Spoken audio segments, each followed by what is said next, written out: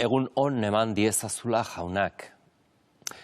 Senideok, Pasko garaia gu denok eraberritzeko denboraldia dugu. Denbora santua, ezpairi gabe. Hortzi muga zabala eta argitsua irekitzen digulako. Aurreko igandean, Jesusek bere agindu ederra utzi zigun. Bizitzara eramatekoa. Gogoratzen alduzu, maita ezazue elkar, nik maite izan zaituztedan bezala. Hori dugu saiakera eta oparia eraberean. Ezinezkoa zaigunean ere bestera maitatzea. Jesusek eskaintzen digu doan bere amaigabeko maitasuna guk elkar banatzeko. Gaurkoan ere, igande honetako irakurgaiek beste pausotxo bat ematera gonbidatzen gaituzte. Zeren ez geran ez nora ezean ari eliztarrok, badugu kriseilu piztua gauaren erdian. Itzari atxikituak bagoaz beti ikusten da aterabide bat. Hala da, San Juanek bere Apokalipsia liburuan jaunaren agerkundea eskaintzen ari zaigu igandez igande. Ez da bat ere erreza liburu hau. Baina pazientzia apur batez merezi du liburu honek eskaintzen dituen altxorrak eta harribitsiak jasotzea. Hainbat irudi ez dira xamurrak, beste batzuk ordea bai.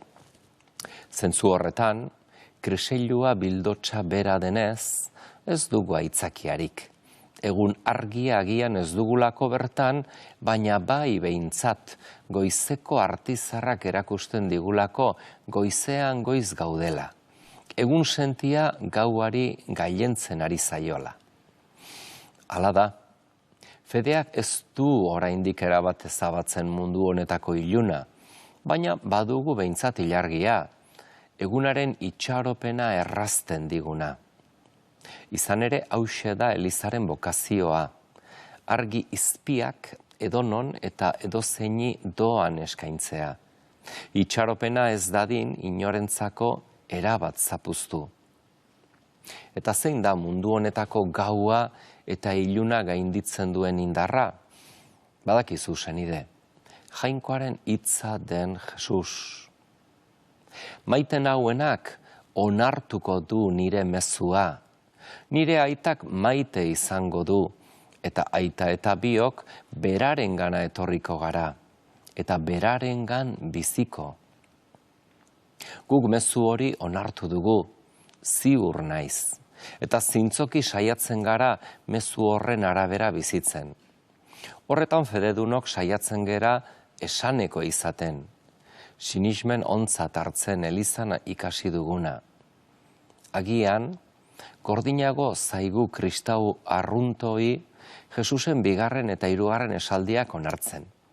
Bigarrena, nire aitak maite izango du. Ederra benetan Jesusen hitz maitagarri hau, nire aitak maite izango du. Eta hemen da ebangelio osoaren muina, aitak maite gaitu. Bere seme alaba preziatuak gara. Argatik bere semea eman digu, salbatzaile eta erosle. Argatik Jesusek bere parabolatan hainbeste saiakera egiten zituen, bere aitaren irudia guri emateko. Jesusen poza da, ikustea nola guk onartzen dugun bere aitaren amodioa. Nola bilakatzen garen bere senide eta adiskide. Gure aita otoitzaren ondorio da hartu eman hau. Aitak gu maite eta guk maitasun hori onartu, jaso, eskertu. Aitaren maitasuna jasotzeak libre egiten gaitu. Beldur oro kentzen, sasi jainkoen eragina uxatzen, itxura on bat emateko obsesiotik ateratzen. Asko dira aitaren maitasunak eskaintzen dizkigun doaiak. Ez gara ez umezurtz, seme alaba baizik, oinordeko, eta horregatik bere ondarea erentzia zain dugu beti. Eta zein da ondare hori? zein da mundu honetan jaso daitekeen altxorrik ederrena? Jainko beraren bizia partekatzea. Eta nola daiteke hori? Berriz ere Jesusen hitza hartzen dugu erantzun bezala.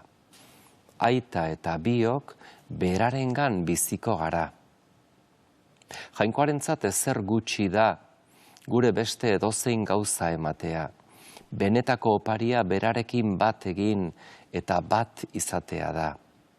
Aita eta biok berarengan biziko gara, ez baikara sortuak, gure barrena gauzez betetzeko, okupatuak egoteko, baizik eta bizitzaz beteak. Eta zein bizitza benetakoago jainkoa bere baitan eramatea baino? Aita eta biok berarengan biziko gara.